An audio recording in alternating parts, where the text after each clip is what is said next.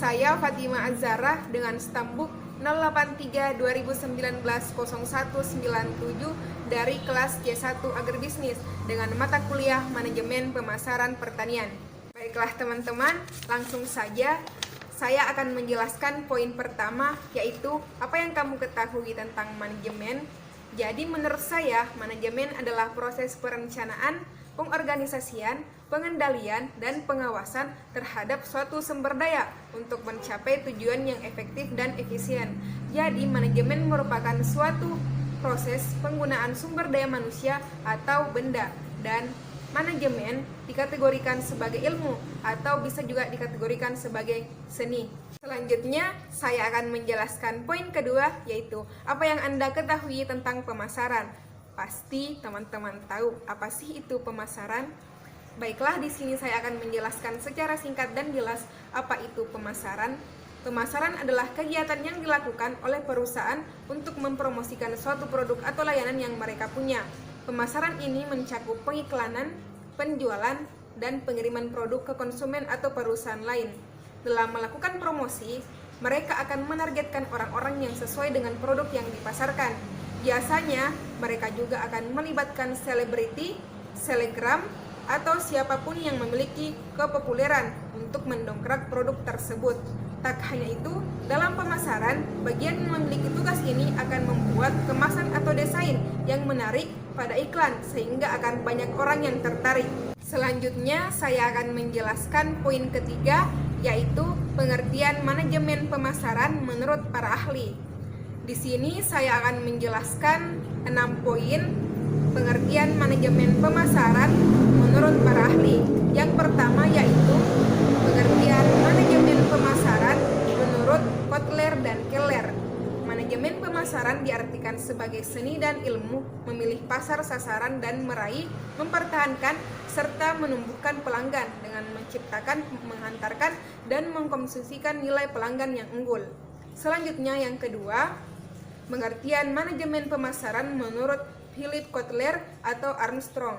Manajemen pemasaran ialah analisis perencanaan, pelaksanaan, serta pengendalian atas program yang dirancang untuk menciptakan, membangun, serta mempertahankan pertukaran yang menguntungkan dengan pembeli sasaran dengan maksud untuk mencapai sasaran organisasi.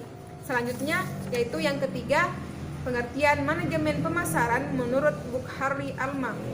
Manajemen pemasaran ialah merencanakan, pengarahan, serta pengawasan seluruh kegiatan pemasaran dalam perusahaan ataupun bagian di pemasaran. Yang keempat, pengertian manajemen pemasaran menurut Philip William J. Schultz. Manajemen pemasaran adalah merencanakan, pengarahan, serta pengawasan seluruh kegiatan pemasaran perusahaan ataupun bagian dari perusahaan. Selanjutnya yang kelima yaitu pengertian manajemen pemasaran menurut John W.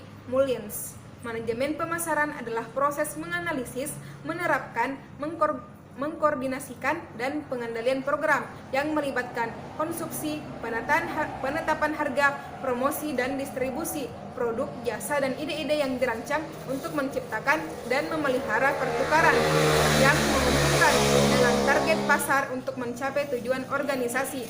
Yang selanjutnya yaitu poin ke-6, pengertian manajemen pemasaran menurut American Marketing Association. Manajemen pemasaran adalah perencanaan, pelaksanaan, dan pengendalian operasi pemasaran total termasuk tujuan perumusan tujuan pemasaran, kebijakan pemasaran, program pemasaran, dan strategi pemasaran yang ditujukan untuk menciptakan pertukaran yang dapat memenuhi tujuan individu maupun organisasi.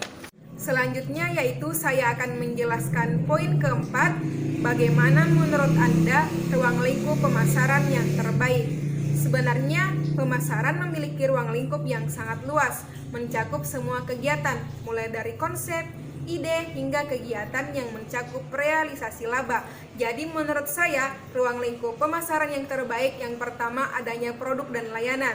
Jika tidak ada produk, maka tidak ada pemasaran.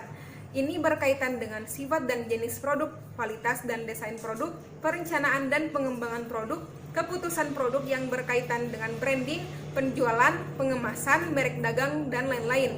Serta masih banyak lagi, seperti adanya riset pemasaran, saluran distribusi, distribusi fisik, keputusan promosi, keputusan harga, serta analisis lingkungan yang baik. Nah, yang terakhir saya akan menjelaskan bagaimana konsep inti pemasaran menurut saya. Jadi menurut saya, konsep inti pemasaran adalah kebutuhan, keinginan, dan permintaan. Orientasi dari kebutuhan, keinginan, dan permintaan adalah pelanggan yang menjadi target pasar.